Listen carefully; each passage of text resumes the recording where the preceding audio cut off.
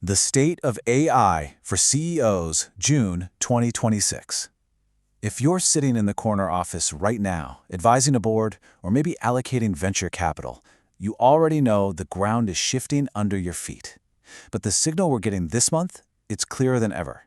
The whole experimental phase of artificial intelligence, yeah, that's officially behind us. To really understand how the absolute best leaders are executing this shift, we're turning to our guide, the Scaling CEO coach, Glenn Gao. Let's dive in. So Glenn distilled his recent interviews with 19 elite leaders down into 4 critical pillars of execution. We're going to cover the end of the pilot era, solving the talent equation, automating the back office, and finally, governance and risk control. Section 1. The end of the pilot era. The proof is in the P&L. Look, the days of stalling your board with those flashy chatbot demos are officially over. If your AI strategy doesn't have a direct line of sight to the P&L, you are already falling behind. 80%. Just let that sink in for a second. This is an absolute wake-up call for the enterprise space. Right now, 80% of enterprises running AI agents are reporting measurable, undeniable ROI. The overarching message to the C-suite is pretty blunt. It's time to move past the productivity parlor tricks and figure out exactly how AI fundamentally changes your financial model.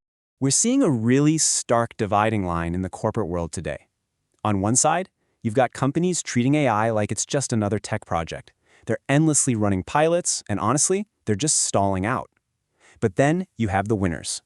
They are scaling what actually pays, treating AI as a board-level value lever rather than just an IT initiative. And recent IBM data backs up this aggressive strategy perfectly. Companies that actually take the leap to completely redesign their core functions around AI, they're 4 times more likely to hit their overarching business goals compared to the ones who just bolt AI onto their existing processes. Execution and redesign are literally everything here. Moving on to Section 2, Solving the Talent Equation, Speed and Knowledge. You know, one of the biggest bottlenecks for any CEO trying to scale a business is the human learning curve. The whole scaling model inherently breaks down when it takes your new hires years to get genuinely good at their jobs. So to bypass all those years of training, winning CEOs are executing a pretty brilliant tactical move. They're taking their proprietary internal documents, the manuals, the standard operating procedures, and feeding them directly into AI tools. Instantly, a brand new frontline worker can pull expert-level answers. It's like making them perform like a 10-year veteran on day one. It drastically reduces errors and builds this massive workforce flexibility. Jeff Helfgott, CEO of Boardroom Salon for Men, had a great insight here. He noted that he actually built an early baby version of this years ago. They called it Google for the front desk. But as he points out, the game is completely changed. He says, now it spits out the answer on the screen rather than them searching for it. The underlying tech has finally caught up to the operational need for instant, synthesized answers. And hey, this isn't just about hospitality or software either. Out in the field or on the manufacturing floor, veteran technicians carry this deep, unwritten intuition that you simply are never going to find in a manual. The terrifying reality for a CEO is that when those veterans retire, all that invaluable knowledge walks right out the door with them.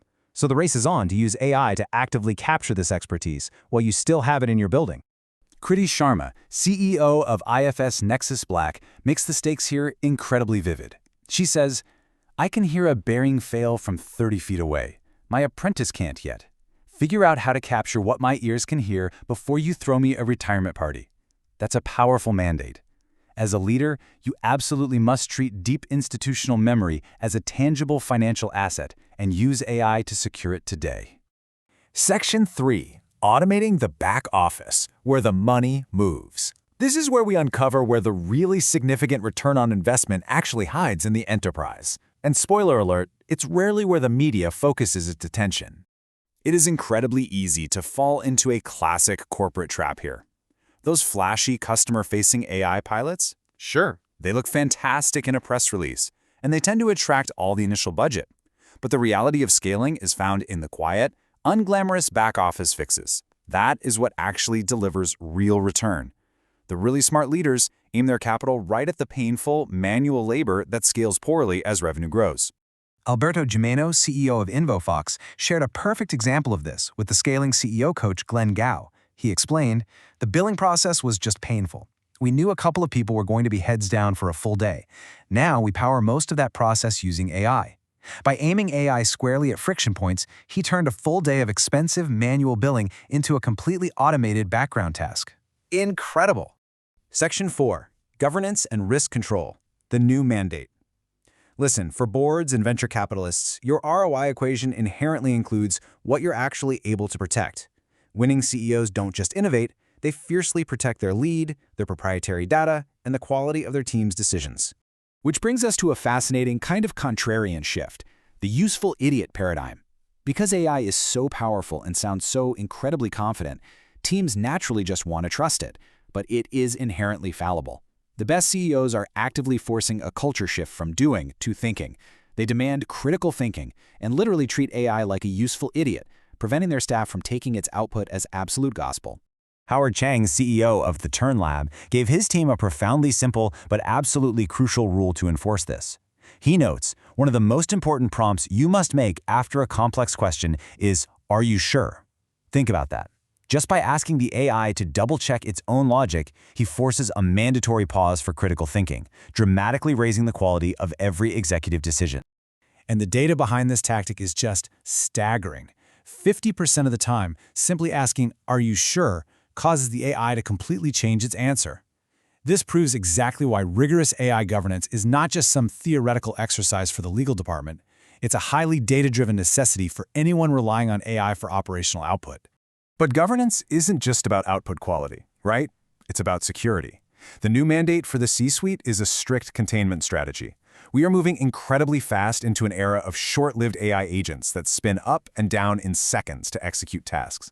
Traditional security tools often miss them entirely, making a strategy to shrink the blast radius absolutely essential.